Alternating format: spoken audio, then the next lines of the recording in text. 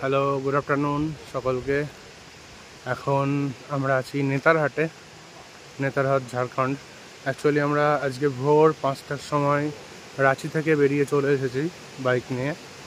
তারপর রাস্তা দিয়ে আসার সময় অনেক রকম প্রবলেম ফেস করেছি, বাট এই মুহূর্তে আমরা পৌঁছে গেছি।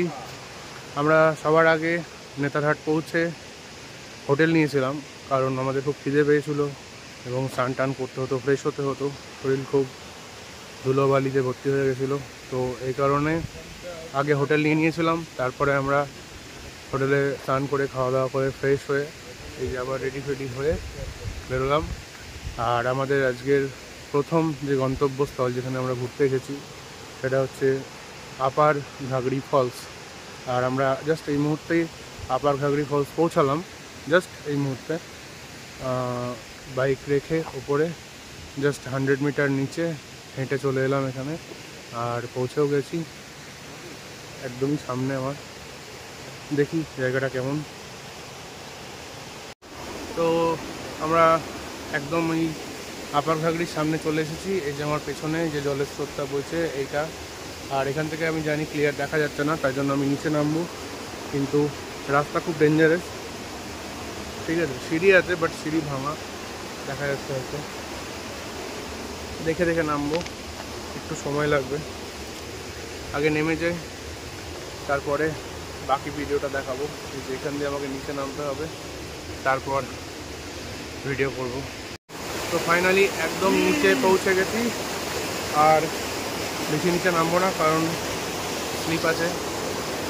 এই যে দেখা যাচ্ছে, এটা হচ্ছে আপার ঘাগড়ি ফলস, নেতারহাট, ঝাড়খণ্ড। আর আমার এই আশেপাশে পুরোটাই একদম জঙ্গলে ঘেরা, তার মধ্যেখানে ফলস রয়েছে। খুব একটা যে স্পিড নেই তা নয়, আছে, বেশ ভালোই। ছোটোখাটোর মধ্যে এখানে স্নান করা যায়। আমরা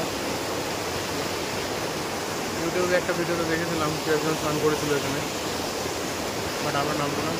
আমরা দূর থেকেই ভিউটা নেবো,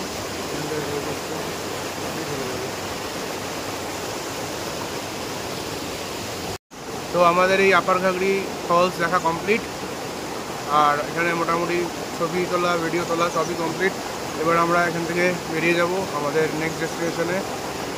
আর এখানে কিছুক্ষণ বসেছিলাম, আমরা একটু কথা বলছিলাম।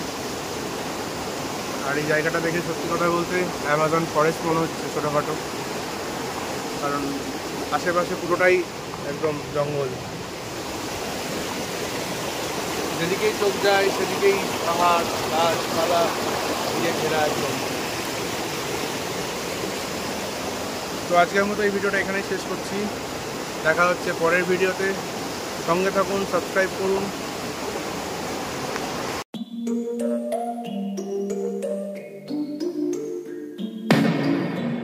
I've been up for 3 nights. My eyes are